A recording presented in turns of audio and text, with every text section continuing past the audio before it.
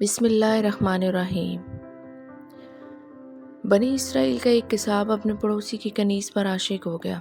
اتفاق سے ایک دن کنیز کو اس کے مالک نے دوسرے گاؤں کسی کام سے بھیجا۔ کساب کو موقع مل گیا اور وہ بھی اس کنیز کے پیچھے ہو لیا۔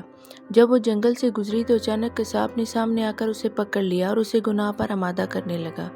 جب اس کنیز نے دیکھا کہ اس کساب کی نیت خراب ہے تو اس نے کہا، اے نوجوان، تو اس گناہ میں نہ پڑ۔ حقیقت یہ ہے کہ جتنا تم مجھ سے محبت کرتا ہے اس سے کہیں زیادہ میں تیری محبت میں گرفتار ہوں، لیکن مجھے اپنے حقیقی مالک عزوجل کا خوف ہے، اس گناہ کے ارتکاب سے روک رہا ہے۔ اس نیک سیرت اور خوف خدا عزوجل رکھنے والی کنیز کی زبان سے نکلے ہوئے یہ الفاظ تاثیر کا تیر بن کر اس کساب کے دل میں پیوست ہو گئے اور اس نے کہا، جب تو اللہ عزوجل سے اس قدر ڈر رہی ہے تو میں اپنے رب پروردگار عزوجل سے کیوں نہ ڈروں؟ میں بھی تو اسی مالک عزوجل کا بندہ ہوں، جا تو بے خوف ہو کر چلی جا۔ اتنا کہنے کے بعد اس کساب نے اپنے گناہوں سے سچی توبہ کی اور واپس پلٹ گیا۔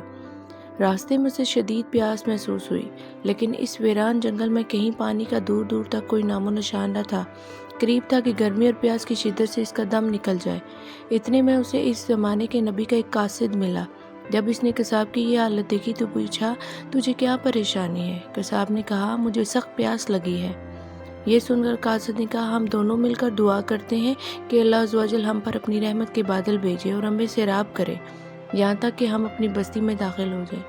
کساب نے جب یہ سنا تو کہنے لگا، میرے پاس تو کوئی ایسا نیک عمل نہیں جس کا وسیلہ دیکھ کر دعا کروں۔ آپ نیک شخص ہیں، آپ بھی دعا فرمائیں۔ اس قاصد نے کہا، ٹھیک ہے، میں دعا کرتا ہوں، تم آمین کہنا۔ پھر قاصد نے دعا کرنا شروع کی اور وہ کساب آمین کہتا رہا۔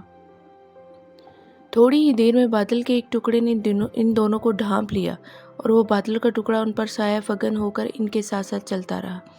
جب وہ دونوں بستی میں پہنچے تو کساب اپنے گھر کی جانب روانہ ہوا اور وہ قاصد اپنی منزل کی طرف جانے لگا۔ بادل بھی کساب کے ساتھ ساتھ رہا۔ جب اس قاصد نے یہ ماجرا دیکھا تو کساب کو بلایا اور کہنے لگا، تم نے تو کہا تھا کہ میرے پاس کوئی نیکی نہیں اور تم نے دعا کرنے سے انکار کر دیا تھا۔ پھر میں نے دعا کی اور تم آمین کہتے رہے، لیکن اب حال یہ ہے کہ بادل تمہارے ساتھ ہو لیا ہے اور تمہارے سر پر سایہ فگن ہے۔ سچ سچ بتاؤ، تم نے ایسی کون سی عظیم نیکی کی ہے جس کی وجہ سے تم پر یہ خاص کرم ہوا؟ یہ سن کر کساب نے اپنا سارا واقعہ سنایا۔